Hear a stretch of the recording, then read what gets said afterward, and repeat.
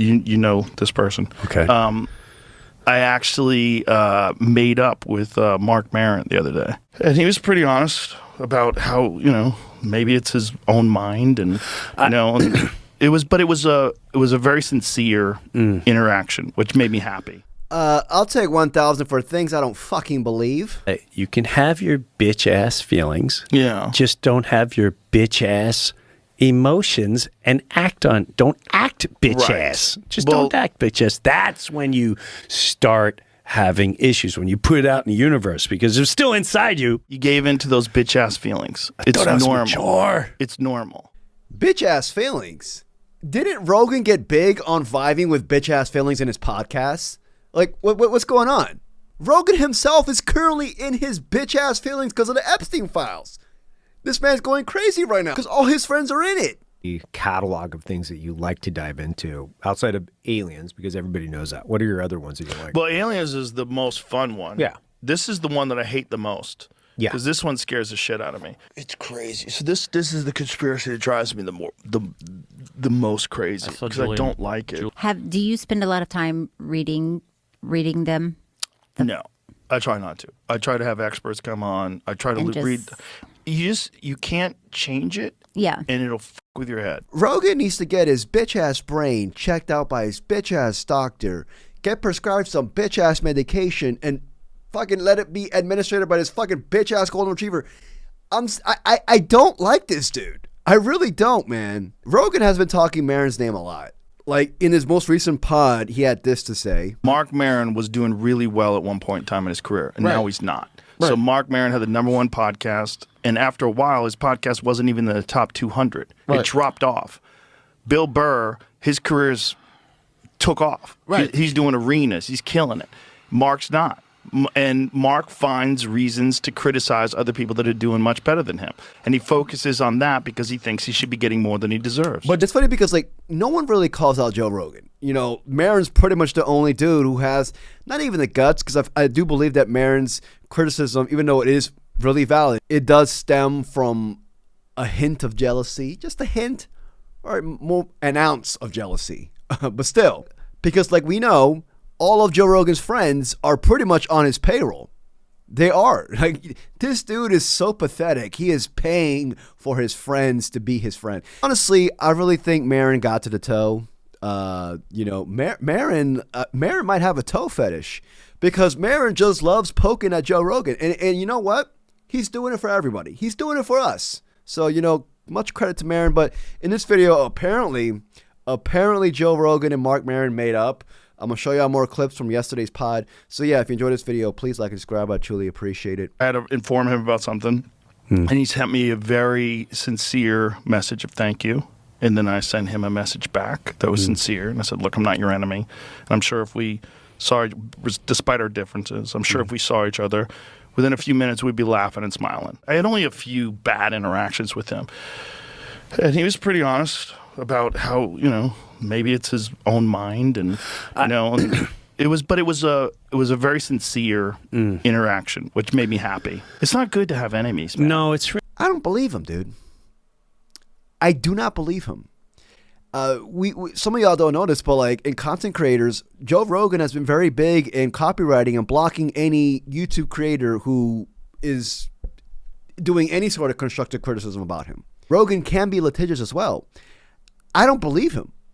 I do not believe that this conversation happened, dude. I wouldn't even be surprised if Rogan actually talked to an AI version of Mark Maron. He fell for it, and Rogan's over here striking up a conversation with a hologram, and Rogan's just like, yeah, man. Yeah, man. You know what I mean? Like, I need to hear from Mark Maron's mouth. Rogan has zero credibility with me. His word is not bond. His word is not bond. But never mind that. He just recently said that he made amends with Maron, and he's on the pod right now pretty much publicly sucking off Maron. Yet, literally 30 seconds later, he goes back to criticizing Maron. Became a different person. And he found his niche. And he became friendly. Correct. He was easy to be around. Yeah. His podcast was killing it, and then he had his show on the IFC, Maron. He was doing great. He was way easier to hang around with. He'd become a made man, right? Made man. Yeah, and he'd when you're become made legit. man, I understand those feelings. Right. I do. I understand those feelings of anger and this feeling of jealousy, of resentment. It is absolutely normal, but it is a bitch-ass way to think. And I've thought those ways. I've had bitch-ass thinking in my life. 100%. So I get it. I understand it. It's normal. But not only does not help you, it hurts you. But the same exact experience can instead be inspiring to you, and that will help you. And you're going to be uncomfortable with comparing yourself to someone who's better than you. But that uncomfortable feeling is what leads to growth. It's really important. It's good. It's good for you. Even if someone's doing something that I don't like their style. So what? I don't care. You gave into those bitch-ass feelings. What the hell did Toe just say? Like, oh, if I don't like your style, then, like, bitch, all you do is not like people's style. Whether it's politically, you call them out. Whether it's somebody in the comedy space, you call them out. Like, anybody who doesn't agree with him, he calls them out. Throughout his entire career.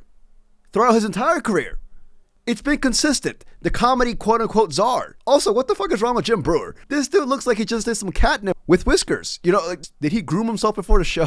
Like, I don't know. These right-wing grifters, man, which is Jim Brewer, I don't... You'll notice throughout all these clips, all Brewer is doing is just yas-queening Joe Rogan. Like, Rogan says something and Brewer's just like, oh, yeah. The fuck is wrong with him? He needs to let go of the catnip. Anyways, I don't believe Joe Rogan.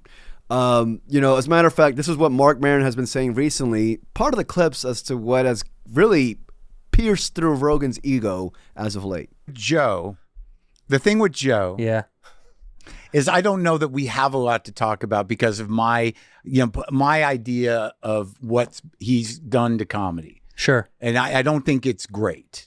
I think that it's tribalized, and I think that he's created a sort of army of people that think they know comedy, but they only know a specific thing, and what they think is good is not necessarily good. It may be what they're like, what they like, but on the outside of that, most of the sort of sensitive weirdos that we all grew up with in comedy have been sort of pushed aside, and the space for them has become limited. So when I said what I said about the comics in terms of what was happening in Austin and around that sphere of comics and that audience, was just to really make a point because of their cultural momentum and their presence that they don't get to dictate, what comedy is, because they've created this audience of what was primarily not comedy fans and created this new breed of, pseudo-radicalized comedy fans around anti-woke comedy. And there was just this thing that was happening where they were getting or assuming the last word about what comedy was. And it was fairly unnuanced and very hackneyed in terms of its repetition of 2 or 3 ideas that were primarily right-wing talking points. I keep saying this,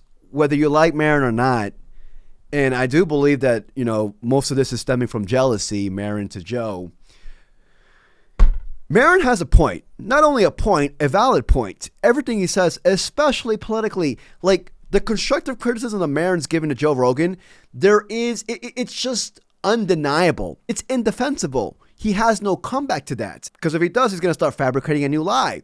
It's all true. Mark's criticism of Joe's tribalism is just on point as well. I mean, look at Kill Tony in the Austin scene. Like, you literally can't go to Austin without going through Joe Rogan in the comedy scene. Like, it's impossible. Anyways, let's go back to Joe Rogan and his bitch-ass feelings. Because, you know what I mean? Like, this thing, not even he actually does look like Thing. If you think about it.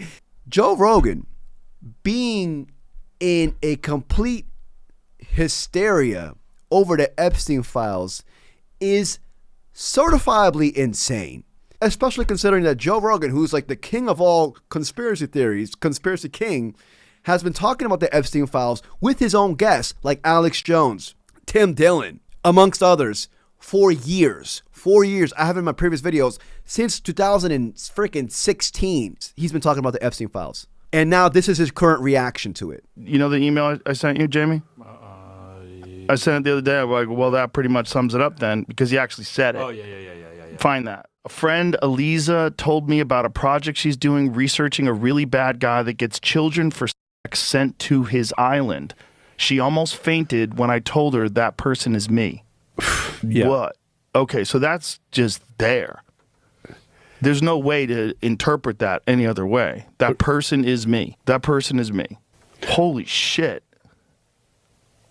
That one is crazy. That's 2018. So yeah, this has been going on for. So this is like right before he got arrested, right? There was an investigative reporter that was at the head of all this. This lady that was really pushing because she had found out about his sweetheart deal in 2008, and she started gathering information and pushing it. And that's what led ultimately, I think, to his being arrested. Joe is literally like the last person on earth to come to grips about these Epstein files. Like, he's literally the last person to be like, perhaps they were running a child sex trafficking ring. He literally is the last dude. And I wonder why. Maybe it's because all his friends are on it. Maybe because it's Peter Attia, Peter Thiel, Elon Musk, all dudes who are regular, guests on the Jeffrey Epstein Experience. But this is a new low for the toe. It's a new low for the toe. He's a father of 2 girls. A father of 2 girls. And he's going to go out here. He had Mike Benz on his podcast and really brought up the argument to say, perhaps they weren't even underage, they weren't even that, they maybe it's a bit consensual. He literally said that with Mike Benz. Mike Benz went on his pod to try to deflect from the Epstein files. So what are we talking about over here? The other day of this guy at the airport just yelling out, Yes. you guys are going out Was about that your a chick? business. No, it's a guy. He's like, the files have been released. The files are released. Kids are being tortured. Which, But my question was like, what do you want me to do? what do you? I'm flying to Atlanta. What do you want me to do? I got a gig. That is- What do you want me to do? Scream and yell at everybody? Get arrested? How's that going to fix anything? This all happened 10 years ago. What do you want me to do? And what do you do at this point? Because like it's We don't do anything at the airport. But that's like a lot of people online. They're very performative, screaming and yelling. We got to do this. We got to do. What do you want us to do? that's their jurisdiction. Yeah. Well, it's I love- outrage farming. Outrage farming. I like Yeah. that. It's people that are trying to farm for attention. They're trying to get extra attention, or it's people that just aren't that good. They're not that smart. There's a special place in hell for those. Not even Joe Rogan. Yeah, maybe there is. Anybody who tries to deflect from the Epstein files. There is a special, and we need a list. We need our own. I keep saying this. We need our own list. We need to put all these motherfuckers in one list and publicly shame these assholes. The director of the FBI on this show saying there's no if there was, nothing you're looking for is on those tapes. Like, what? Why did they say there was thousands of hours of tapes of people doing horrible shit? Why did they say that? Yeah, she said it literally, I think, a week before you had the FBI director sitting here telling you there was nothing, right? She said something about that there was like thousands Yes. of hours of tapes of people doing horrible crimes. There is. And didn't the FBI dude say that there was nothing? Kash Patel said there's nothing you're looking for. Oh, okay. Okay. I mean, what am I going to do? I'm going to push back. Oh, what am I supposed to do? I don't know. Stop deflecting from the Epstein files with your state propaganda show. I think you can start off with that. You know what I mean? Outrage farming that has got to be the wildest take from Joe Rogan. He is completely out of touch. Like, why do people even take him seriously anymore? He doesn't understand the fact that people are in complete outrage over a child sex trafficking ring. Like, let that sink in.